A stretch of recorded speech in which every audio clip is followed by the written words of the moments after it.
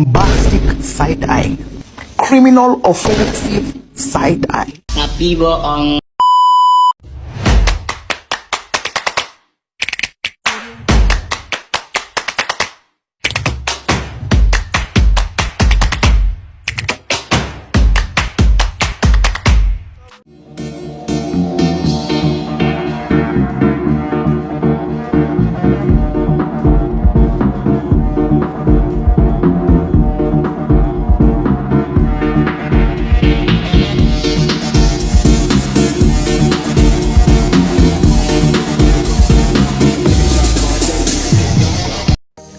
Oke, langsung saja saya di sini akan menjelaskan materi tentang pembelajaran berdiferensiasi PAI.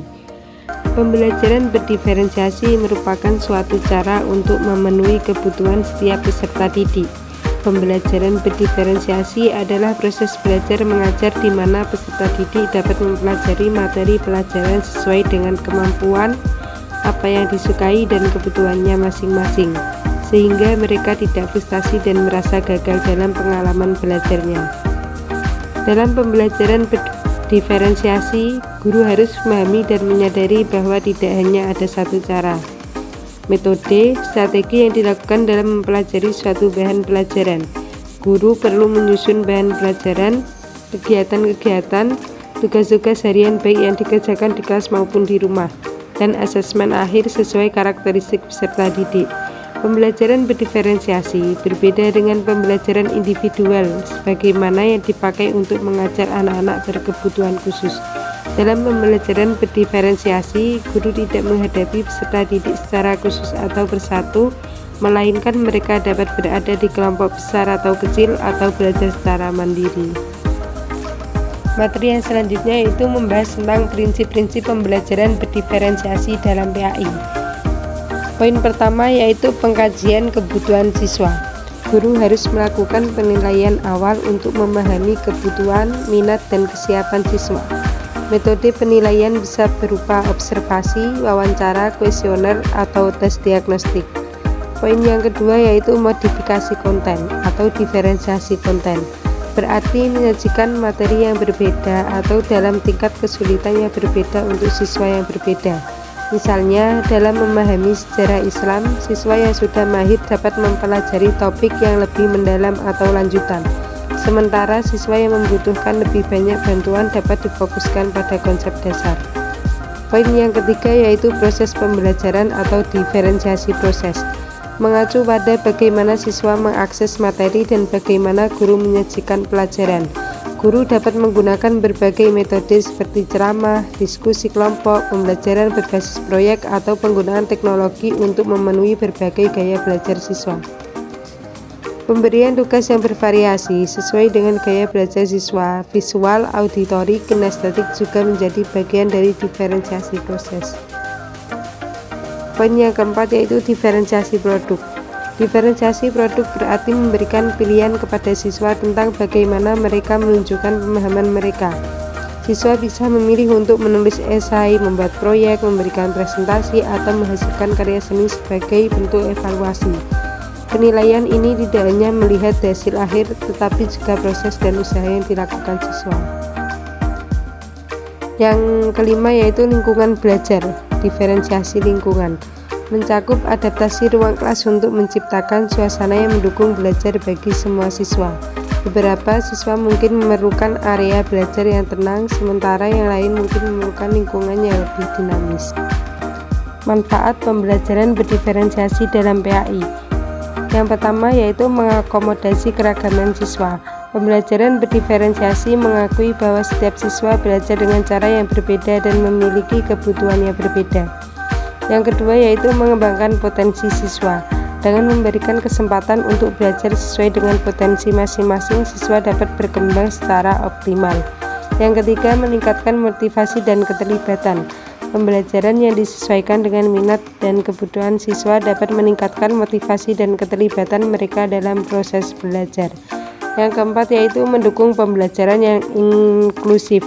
Dengan memberikan perhatian pada kebutuhan setiap individu, pembelajaran berdiferensiasi mendukung inklusi dan keadilan dalam pendidikan. Yang kelima yaitu membantu siswa memahami ajaran Islam secara mendalam. Pembelajaran yang relevan dan kontekstual membantu siswa memahami dan mengaplikasikan ajaran Islam dalam kehidupan sehari-hari. Materi yang selanjutnya yaitu implementasi pembelajaran berdiferensiasi dalam PAI. Yang pertama, penyesuaian materi pembelajaran. Materi pelajaran PAI seperti tafsir, Al-Quran, hadis, fikih, dan sejarah Islam dapat disesuaikan berdasarkan tingkat pemahaman siswa. Guru dapat menyediakan sumber belajar tambahan untuk siswa yang memerlukan pengayaan atau remedi. Yang kedua yaitu metode pengajaran variatif, menggunakan metode ceramah, diskusi, role play, atau simulasi untuk menyampaikan materi PAI. Melibatkan siswa dalam kegiatan yang relevan dan kontekstual, seperti kunjungan ke tempat ibadah, observasi, kegiatan keagamaan, atau proyek amal. Yang ketiga yaitu penggunaan teknologi, pemanfaatan teknologi informasi untuk menyajikan materi PAI secara interaktif, penggunaan video, aplikasi pembelajaran, atau platform daring untuk mendukung proses belajar. Yang keempat yaitu penugasan berbeda, memberikan tugas-tugas yang sesuai dengan tingkat kemampuan siswa. Contohnya, siswa yang lebih mahir bisa diberi tugas untuk membuat artikel atau video tentang topik tertentu dalam PAI, sedangkan siswa lain bisa diberikan tugas membuat ringkasan atau peta konsep. Yang kelima yaitu evaluasi yang beragam, menggunakan berbagai bentuk evaluasi untuk mengukur pemahaman siswa, tidak hanya menggunakan tes tertulis tetapi juga proyek dan portofolio. Selanjutnya, manfaat pembelajaran berdiferensiasi dalam PAI. Yang pertama yaitu mengakomodasi keragaman siswa. Pembelajaran berdiferensiasi mengakui bahwa setiap siswa belajar dengan cara yang berbeda dan memiliki kebutuhan yang berbeda. Yang kedua yaitu mengembangkan potensi siswa.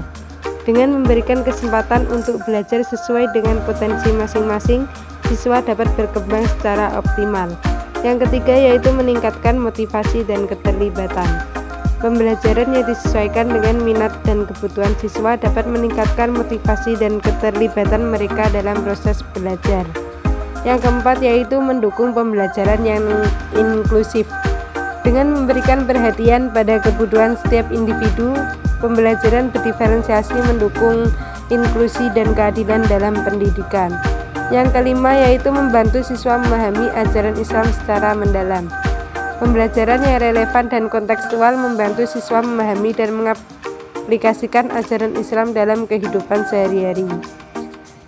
Materi selanjutnya yaitu tantangan dalam pembelajaran berdiferensiasi dalam PAI. Yang pertama yaitu persiapan yang lebih intensif. Guru perlu melakukan persiapan yang lebih mendalam untuk merencanakan pembelajaran yang berdiferensiasi. Yang kedua, keterbatasan waktu dan sumber daya. Pelaksanaan pembelajaran berdiferensiasi membutuhkan waktu dan sumber daya yang lebih banyak. Yang ketiga yaitu pelatihan guru. Guru perlu dilatih untuk memahami konsep dan strategi pembelajaran berdiferensiasi serta bagaimana mengimplementasikannya dalam kelas. Pembelajaran berdiferensiasi dalam PAI memerlukan komitmen dan upaya dari guru untuk mengidentifikasi kebutuhan setiap siswa dan menyediakan pengalaman belajar yang relevan dan bermakna. Dengan demikian diharapkan siswa dapat memahami dan menghayati ajaran Islam secara lebih mendalam dan aplikatif.